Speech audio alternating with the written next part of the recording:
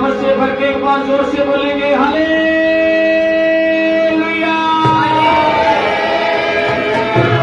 Hallelujah,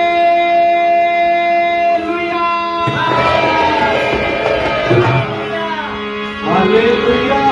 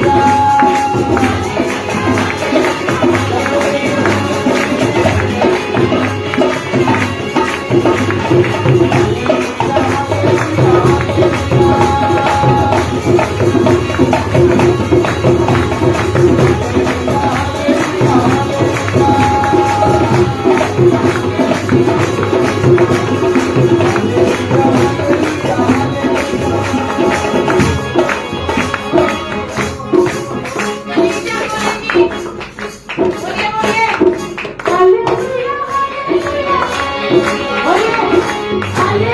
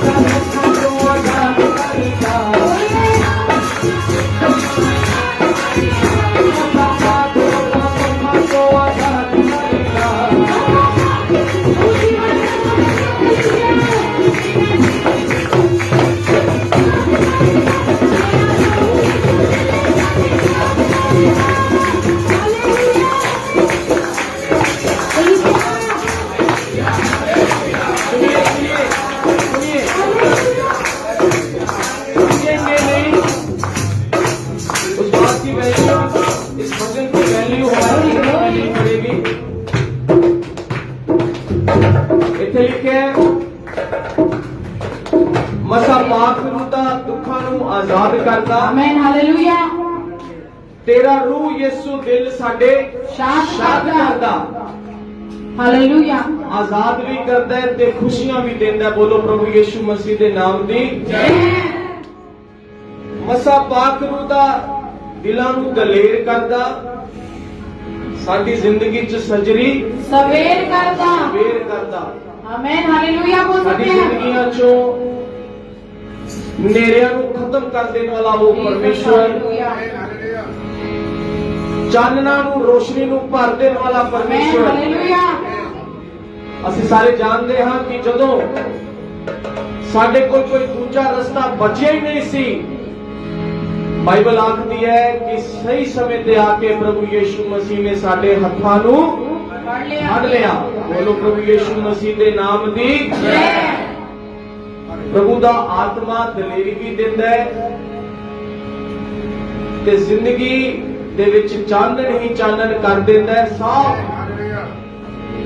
ਤੁਹਾਨੂੰ ਨਜ਼ਰ ਆਉਂਦਾ ਹੈ ਬਿਲਕੁਲ ਸਾਫ਼ ਕਿ ਪਰਮੇਸ਼ਵਰ ਨੇ ਕਾਹਦੇ ਵਾਸਤੇ ਬੁਲਾਇਆ ਤੇ ਅਸੀਂ ਪਰਮੇਸ਼ਵਰ ਦੇ ਵਿੱਚ ਹੁਣ ਕੀ ਕਰਨਾ ਹੈ। ਬੋਲੋ ਹਾਲੇਲੂਇਆ ਹਾਲੇਲੂਇਆ। ਪਰਮੇਸ਼ਵਰ ਦਾ ਪਾਕ ਰੂਹ ਦੁੱਖਾਂ ਤੋਂ ਆਜ਼ਾਦ ਵੀ ਕਰਦਾ ਹੈ ਤੇ ਪਰਮੇਸ਼ਵਰ ਦਾ ਪਾਕ ਰੂਹ ਦਿਲਾਂ 'ਚ ਖੁਸ਼ੀਆਂ ਵੀ ਭਰ ਦਿੰਦਾ ਹੈ। Hallelujah hallelujah. ਤੇ ਸਾਰੇ ਤਿਆਰ ਹੋ? ਕੀ ਗਾਣਾ ਅਸੀਂ ਸਾਰਿਆਂ ਨੇ ਸੁਣੋ। ਮਸਾ ਪਾਕ ਰੂਹ ਦਾ ਦੁੱਖਾਂ ਤੋਂ ਆਜ਼ਾਦ ਕਰਦਾ। ਤੁਹਾਡੀ ਵਾਰੀ। ਮਸਾ ਪਾਕ ਰੂਹ ਦਾ ਦੁੱਖਾਂ ਤੋਂ ਆਜ਼ਾਦ ਕਰਦਾ। ਤੇਰਾ ਰੂਹ ਯੀਸ਼ੂ ਦਿਲ ਸਾਡੇ ਸ਼ਾਦ ਕਰਦਾ। ਤੇਰਾ ਰੂਹ ਯੀਸ਼ੂ ਦਿਲ ਸਾਡੇ ਸ਼ਾਦ ਕਰਦਾ। ਸਾਡੇ ਦਿਲਾਂ ਵਿੱਚ ਯੀਸ਼ੂ ਅੱਜ ਨੂਰ ਚਮਕਾ। ਸਾਡੇ ਦਿਲਾਂ ਵਿੱਚ ਯੀਸ਼ੂ ਅੱਜ ਨੂਰ ਚਮਕਾ। ਮਸਾਈ ਤੇ ਪੈਂਤੀਕੋਸਤ ਵਾਲਾ ਕਰਦੇ ਅਦਾ।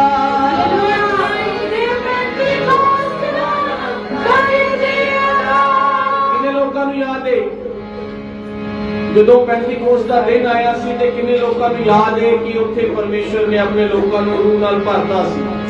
ਜਿਨ੍ਹਾਂ ਨੂੰ ਯਾਦ ਹੈ ਤੇ ਇੱਕ ਨਾਰਾ ਬੁਲੰਦ ਕਰਾਂਗੇ ਪ੍ਰਭੂ ਯੀਸ਼ੂ ਮਸੀਹ ਦੇ ਨਾਮ ਦੀ ਜੈ। ਤੁਹਾਨੂੰ ਯਾਦ ਹੋਣਾ ਚਾਹੀਦਾ ਹੈ ਕਿ ਜਦੋਂ ਪੈਂਤੀਕੋਸਤ ਦਾ ਦਿਨ ਆਇਆ ਬਾਈਬਲ ਆਖਦੀ ਹੈ ਕਿ ਜਿੰਨੇ ਲੋਕ ਉਸ ਜਗ੍ਹਾ ਦੇ ਉੱਪਰ ਬੈਠ ਕੇ ਪ੍ਰਾਰਥਨਾ ਦੇ ਵਿੱਚ ਲੀਨ ਸਨ ਤੇ ਪਰਮੇਸ਼ਵਰ ਦੇ ਆਤਮਾ ਨੇ ਆ ਕੇ ਕੱਲੇ ਕੱਲੇ ਨੂੰ ਫੜ ਲਿਆ ਸੀ। ਬੋਲੋ ਹਾਲੇਲੂਇਆ। ਤੇ ਅੱਜ ਉਹੀ ਸਮੇਂ ਪਰਮੇਸ਼ਵਰ ਨੇ ਸਾਡੀਆਂ ਜ਼ਿੰਦਗੀਆਂ ਦੇ ਵਿੱਚ ਦਿੱਤਾ ਹੈ।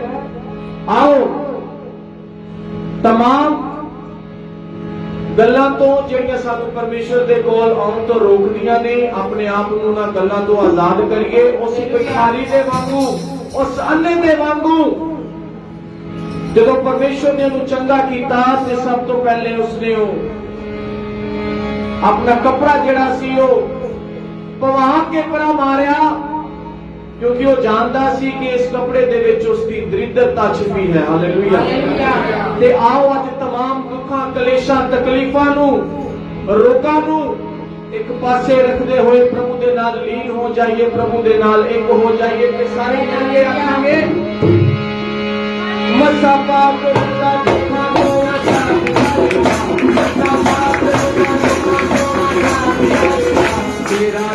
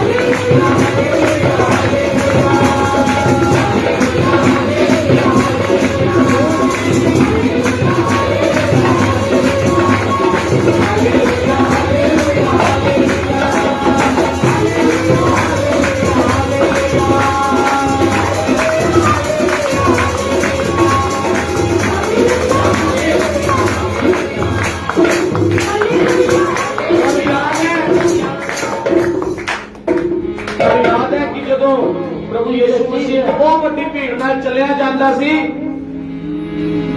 ते प्रभु ਨੂੰ ਕਿਸੇ ਨੇ ਚਲਾ ਕੇ ਜ਼ੋਰ ਦੀ ਇੱਕ ਆਵਾਜ਼ ਦਿੱਤੀ ਸੀ। ਹਾਲੇਲੂਇਆ। ਜਿਨ੍ਹਾਂ ਨੂੰ ਯਾਦ ਹੈ ਤੇ ਆਓ ਇੱਕ ਵਾਰੀ ਜ਼ੋਰ ਦੀ ਬੋਲ ਦੋ ਫਿਰ ਹਾਲੇਲੂਇਆ।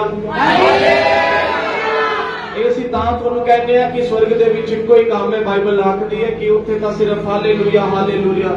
ਤੁਹਾਨੂੰ ਸਾਰੀਆਂ ਜਗ੍ਹਾ ਤੇ ਚਾਰੋਂ ओर ਤੁਹਾਡੀਆਂ ਜ਼ੁਬਾਨਾਂ ਚੋਂ, ਤੁਹਾਡੇ ਪੜੋਸੀਆਂ ਦੀਆਂ ਜ਼ੁਬਾਨਾਂ ਦੇ ਵਿੱਚੋਂ ਤੁਹਾਨੂੰ ਕੇਵਲ ਤੇ ਕੇਵਲ ਇੱਕ ਹੀ ਸ਼ਬਦ ਉਸ ਸਵਰਗ ਦੇ ਵਿੱਚ ਸੁਣਨਾ ਹੈ ਤੇ ਉਹ ਕੀ ਹੈ? ਇੱਕ ਵਾਰੀ ਜ਼ੋਰ ਦੀ ਬੋਲ ਕੇ ਦੱਸ ਦਿਓ ਜ਼ਰਾ। ਤੁਹਾਨੂੰ ਯਾਦ ਹੋਣਾ ਚਾਹੀਦਾ ਹੈ ਕਿ ਪ੍ਰਭੂ ਜਦੋਂ ਇੱਕ ਬਹੁਤ ਵੱਡੀ ਭੀੜ ਨਾਲ ਚਲਿਆ ਜਾਂਦਾ ਸੀ ਤੇ ਪ੍ਰਭੂ ਨੂੰ ਇੱਕ ਭੀੜ ਦੇ ਵਿੱਚੋਂ ਇੱਕ ਵੱਡੀ ਆਵਾਜ਼ ਆਉਂਦੀ ਹੈ, ਐ ਦਾਊਦ ਦੇ ਪੁੱਤਰ ਸਾਡੇ ਉੱਤੇ ਦਇਆ ਕਰ। ਜਦ ਤੱਕ ਅਸੀਂ ਪ੍ਰਭੂ ਵਾਸਤੇ ਜ਼ੋਰ ਦੀ ਬੁਲੰਦ ਆਵਾਜ਼ਾਂ ਕਰਕੇ ਗਾਉਂਦੇ ਨਹੀਂ ਹਾਂ ਤੇ ਪਰਮੇਸ਼ਵਰ ਦੀ ਦਇਆ ਵੀ ਸਾਡੇ ਉੱਤੇ ਨਹੀਂ ਹੁੰਦੀ। ਸਾਨੂੰ ਜ਼ਰੂਰਤ ਹੈ, ਇਸ ਕਰਕੇ ਵਚਨ ਆਖਦਾ ਹੈ ਐ ਪਰਮੇਸ਼ਵਰ ਦੇ ਲੋਕੋ ਆਪਣੇ ਗਲਿਆਂ ਨੂੰ ਖੋਲ ਕੇ ਯਹਾਂ ਦੀ ਸਤਿ ਕਰੋ। ਜ਼ਰੂਰਤ ਹੈ ਗਲਿਆਂ ਨੂੰ ਖੋਲਣ ਦੀ। ਮੈਂ ਦੇਖ ਰਿਹਾ ਅੱਜ ਬਹੁਤ ਮੇਰੇ ਭਰਾ ਦੇ ਭੈਣਾਂ ਪਰਮੇਸ਼ਵਰ ਦੇ ਰੂਹ ਨਾਲ ਭਰ ਚੁੱਕੇ ਨੇ। Amen hallelujah. ਉਹਨਾਂ ਦੀਆਂ ਆਵਾਜ਼ਾਂ ਦਰਸਾਉਂਦੀਆਂ ਨੇ ਕਿ ਪਰਮੇਸ਼ਵਰ ਦਾ ਪਿਆਰ, ਰੂਹ ਤੇ ਸੱਚਾਈ ਉਹਨਾਂ ਦੇ ਵਿੱਚ ਉੰਡੇਲੀ ਗਈ ਹੈ। ਹਾਲੇਲੂਇਆ। ਤੇ ਮੈਂ ਚਾਹੁੰਦਾ ਕਿ ਇਹ ਰੂਹ, ਪਿਆਰ, ਸੱਚਾਈ ਮੇਰੇ ਸਾਰੇ ਭੈਣਾਂ ਤੇ ਭਰਾਵਾਂ ਦੇ ਮਨਾਂ ਦੇ ਵਿੱਚ ਤੇ ਦਿਲਾਂ ਤੇ ਜ਼ਿੰਦਗੀਆਂ ਦੇ ਵਿੱਚ ਉੰਡੇਲੀ ਜਾਵੇ ਤਾਂ ਕਿ ਉਹ ਪਰਮੇਸ਼ਵਰ ਦੇ ਪਿਆਰ ਨੂੰ ਸਮਝ ਸਕਣ ਤੇ ਪਰਮੇਸ਼ਵਰ ਦੀ ਪ੍ਰਸਤਿਸ਼ ਨੂੰ ਕਰਕੇ ਆਪਣੇ ਉੱਤੇ ਉਹ ਵੱਡੀ ਦਇਆ ਨੂੰ ਲੈ ਸਕਣ। Hallelujah hallelujah hallelujah. ਆਓ ਜ਼ੋਰ ਦੀ ਆਪਣੀ ਸ਼ਰਮ ਨੂੰ ਲਾ ਕੇ, ਜਿਸ ਤਰ੍ਹਾਂ ਉਸਨੇ ਭਿਖਾਰੀ ਨੇ, ਅੰਨੇ ਨੇ ਆਪਣੇ ਪੱਲੇ ਨੂੰ ਵਗਾ ਕੇ ਮਾਰਿਆ, ਆਪਣੀ ਸ਼ਰਮ ਨੂੰ ਅੱਜ ਤੁਸੀਂ ਵਗਾ ਕੇ ਮਾਰੋ। ਆਓ ਸਾਰੇ ਜਣੇ ਆਖਰੀ ਵਾਰੀ ਜ਼ੋਰ ਦੀ ਆਨੰਦ ਚ ਭਰ ਕੇ ਪ੍ਰਭੂ ਦੀ ਮਹਿਮਾ ਕਰਾਂਗੇ ਤੇ ਆਖਾਂਗੇ ਹਾਲੇਲੂਇਆ ਹਾਲੇਲੂਇਆ।